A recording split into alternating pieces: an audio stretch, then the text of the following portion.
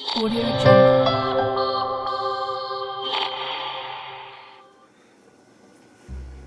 Okay guys, welcome back. Today is video number 8. We got a little bit of an exciting video today because we're actually getting going. No more talking. We're gonna do some installing and stuff, and we're actually gonna get into our servers. And yeah, today's video is gonna be about the initial setup on our servers, setting up the names of our computers, and putting in a static IP and a few things like that, and getting the time right and stuff like that. And we'll also install Hyper-V onto both of our nodes today, so that we are ready to get started with VMs. We'll install a VM, but we won't get any farther than that today. We'll just get the VM installed and ready to install new roles onto our VM, and we'll do that onto both of our nodes today. Get both of our nodes ready with Hyper-V, ready for a domain controller to be installed on the VMs. So that's what today's video is about, and let's get right to it. Alright, so we are at our workstation, and we're going to open what's called Remote Desktop Connection. And here it is, Remote Desktop Connection, and we're going to enter our IP address of one of our nodes. So 192.168.192. Oops. So, and then it's going to ask us for our password and stuff, but not this time because it's already got it in my computer and everybody knows. But it's going to ask you for your password, and you type in administrator and then your password. So we're logged in, and here's Windows that we installed on our first node. Alright, but you can use Remote Desktop Connection if you want to connect to your nodes, but I like to use Remote Desktop Manager, which is a program actually that you can buy, and it has like a side tab here, and it shows you all of your connections and stuff. So we're going to use this to do our videos and stuff, but you can use Remote Desktop Connection, which is the same. So we're going to log into both of our servers. Alright, so we've got two servers here, two tabs. And I'm going to open the server manager on this first computer here. Okay, server manager. So the first thing we're going to do is we're going to configure these computers. So we're going to click on configure computer and computer name. And we're going to change both of these. So I'm going to call this one home server 1. This is my main node. Apply. Okay. And we're going to call this one home server 2. Apply. Okay.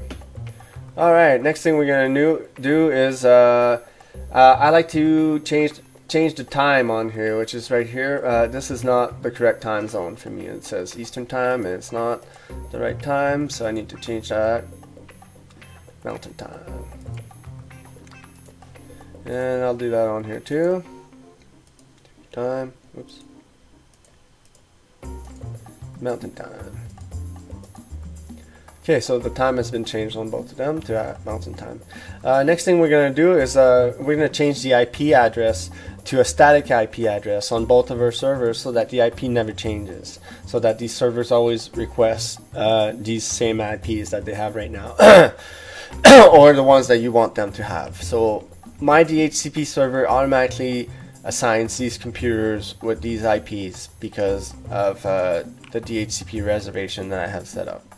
But once we install DHCP on our one of our virtual machines, I'm going to be turning off my DHCP server that is configuring the house right now, and letting the Windows VMs do that. And so we're going to go do that. That's for another video. But today we're going to set up our Ethernet cards with a static IP. So I have two Ethernet cards here, so I want to make sure that I pick the right one. So I'm going to open our network connections, and I'm going to go to our network and sharing center and open the change adaptive settings and see which one is actually connected to the internet. So it's this one, Ethernet 2, that's connected to the internet. And I'm going to change the properties on it, and we want to click on this Internet Protocol version 4 and type in a static IP, and I'm going to be using 192.168.192, and the submask should come up automatically, and my gateway, which you can find out by doing by opening up a command prompt and type in ipconfig, and it'll tell you your gateway right there, which is usually .1.1. Alright, so 192.168.1.1.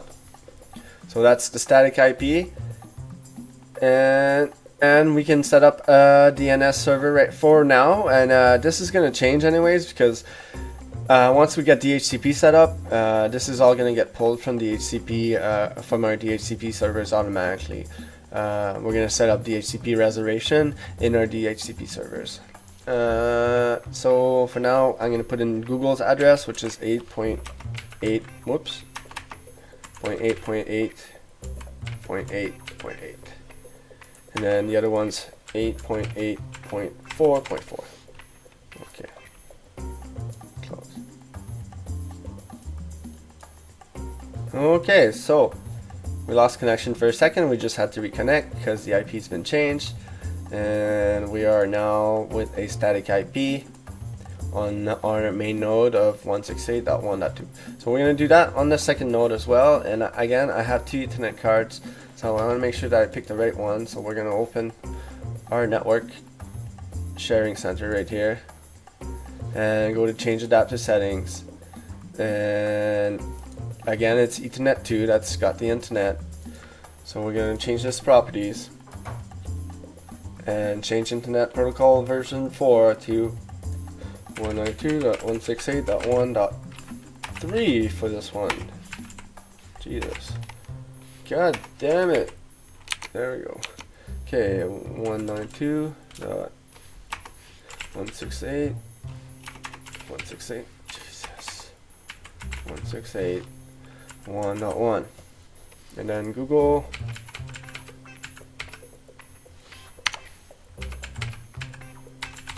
There. And again, it's probably going to disconnect here. Okay, so disconnected. And close it. And reconnect. Okay, so we got static IPs on both servers now. And our computer name will change once we reset. So next thing we're going to want to do is we're going to want to install our first role on here, which is going to be a Hyper-V. Okay, so we're going to click manage up here and add roles and features, and hit next, select the computer, which is the only one in the pool right now, hit next, and we're going to want to add the Hyper-V feature. Now when you click here, and if you click add and it gives you an error here and it won't let you continue because of the error, it's probably because you need to enable Hyper-V or virtual machines in your BIOS. And now this option is kind of really hidden inside your BIOS. Inside my 2 computers, it's in a completely different place. Actually, inside the one computer, it's in the overclocking configurations. That's where you find the option to enable virtualization on your computer. So yes, if you click on there and it gives you an error, that's probably what you need to do. And you might need to do a little bit of research just to, or read the manual, you know, and see your option, how you turn it on. So we're gonna hit next, and we don't need anything in here for now. We're gonna do this later. We're gonna hit next, and Hyper-V is gonna get installed. And we're not gonna actually create a virtual switch right now. We're gonna hit next and not select anything. We're gonna allow the server to send and receive live migrations. We're gonna hit next, and restart the destination server if required, and hit yes and install. And now we're going to migrate to our second computer, or our first node, and do the same thing. We're going to open the server manager, and we're going to manage, add roles and features, next, select the computer again, next, Hyper-V again and again. If you get an error here, which most of the time it's actually not enabled. It's not enabled on this computer right now. So I actually need to go into my BIOS and actually turn that on. This is the error that you get right there. So let's go downstairs and let's go turn that on on our first node. So our first node won't install Hyper-V. That's because it's not enabled in the BIOS. Probably it resetted the last time that we did a BIOS update. So we're going to go into a BIOS right now and enable it so we can install it onto our node. So we're going to start up the computer and hit delete, to go into the BIOS. And now it's a little different for every computer actually. It's kind of weird, so it's kind of hidden. You got to find it. This one is in advanced, and then it's in CPU configuration, and then it's this SVM mode. That's the one that we need. It says enable disable CPU virtualization, so we need to enable that. Enabled, and now we can exit and restart our server, and now we can go back to installing Hyper-V onto this node.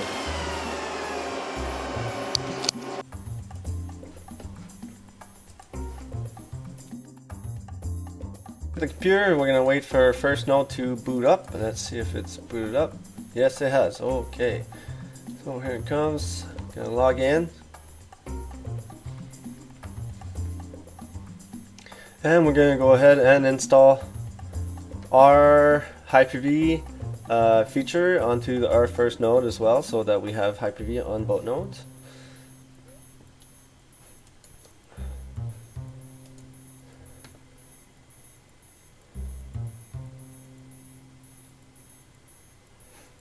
Alright, configure the server. No, sorry, we're gonna hit manage, add roles and features.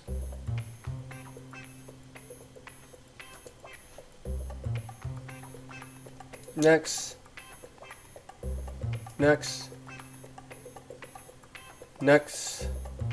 and the Hyper-V feature, which this time it should work. And there we go. Next. No virtual switches for now. Next, allow the server to receive live migration. Next, and install.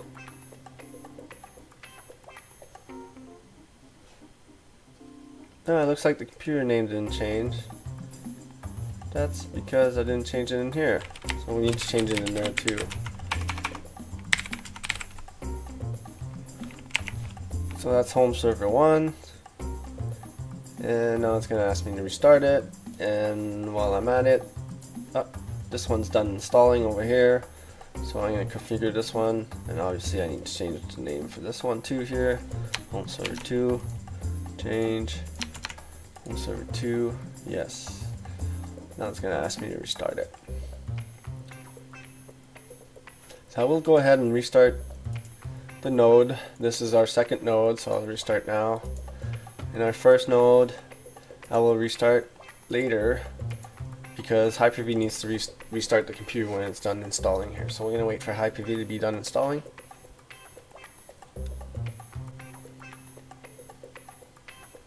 Okay, so Hyper-V is done installing, and as it says a restart is pending. So we're going to go ahead and restart the computer here, and it's going to come up with the new name as well. So hit restart, and both nodes are restarting now. Our second node might be back online by now too. Alright, now that both our nodes are back online, you can see that if we click on configure the server, this is our first node. Our name should have changed by now. Yeah, home server 1. And configure the server, second node, home server 2. Yes, so we are good here and here. And we have the Hyper-V role on the second node, and Hyper-V should be loading, yes, on the first node right there. Okay, so it's installed on both nodes. So we're going to go ahead and open the Hyper-V manager on the first node. And we're going to click on home server 1, and we're going to click on new here, and we're going to create a new virtual machine. And we're going to hit next, and we're going to call this DC001, which is going to be our domain controller virtual machine. And this is going to be our domain controller 1, because we're going to have 2 domain controllers. They're going to be copying each other. The domain controllers that are going to be the active domain controllers are going to be copying each other, and the DHCP servers are also going to be residing on these VMs, and they're both going to be copying each other. So we're going to hit next, and it's going to be a generation 2. We're going to hit next, assign memory. I'm going to assign 8 gigs of RAM, so I'm going to do a calculator here. 1056 times 4 times 8 is equal to 8192. 8192 is 8 gigs of RAM, and I'm assigning a lot of RAM for this virtual machine, and I'm not going to use any dynamic features right now because I want this virtual machine to work really fast while I'm installing a bunch of stuff on it. I don't want it to take forever, so I'm going to shut down this machine later, and I'm going to change these memories. Okay, so hit next, and the connection we don't have any connections made right now, so we're going to hit next. And we're actually only going to create a 50 gigabyte hard drive, not 100. And we're going to hit next. Okay, so in the ISO section, we're going to click browse. And I actually have the ISO of Windows Server already copied to my temp folder, but you can either download it from the website directly right to this new node that we created, or you can copy it some other way. So I already have it here, so I'm going to select it and hit open, and that's what's going to boot on our VM, and she's all ready to go. So we're going to hit finish, and it's going to create the VM, and our VM is ready to go. So this is going to be our first VM. We can start it if we want. Start. And it's going to start installing Windows. But this is going to be for another video actually. What I'm going to do though is go back to our second server, and we're going to install another VM on our second server as well, which is going to be our domain controller too. So new virtual machine. Next. TC02, next generation 2, next 192, next no connection, next DC02, 50 gigs, and next, and again select the operating system, browse. And see, oh, I don't have it copied here yet, so I'm gonna copy it here. Okay, so we got it copied, and we're gonna hit open and next, and this is all good, and hit finish. And the creation of our second virtual machine is going to be completed right away here. Now there's one more thing that we're going to do before we end this video today, is we're going to create a new virtual switch. So we're going to hit virtual switch manager, and we're going to hit external and click create virtual switch, and make sure that you select the proper Ethernet card right here, the one that's actually talking to the outside. So again, what I'd recommend is you open your networking settings and go to Network and Sharing Center and open the adapter settings and see which one's on the internet. So it's the Realtek PCI on this one.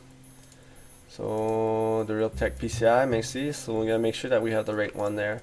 And then the name, external, and hit apply. And it's gonna disconnect the internet for a sec. So this is gonna stop working for a minute, and then it's gonna come back. And we're going to go ahead and do the same thing on the other video, or on the other node right now. So virtual switch, create virtual switch, external, and I already know that it's this one, but you might need to check just to make sure. Hit apply and hit OK.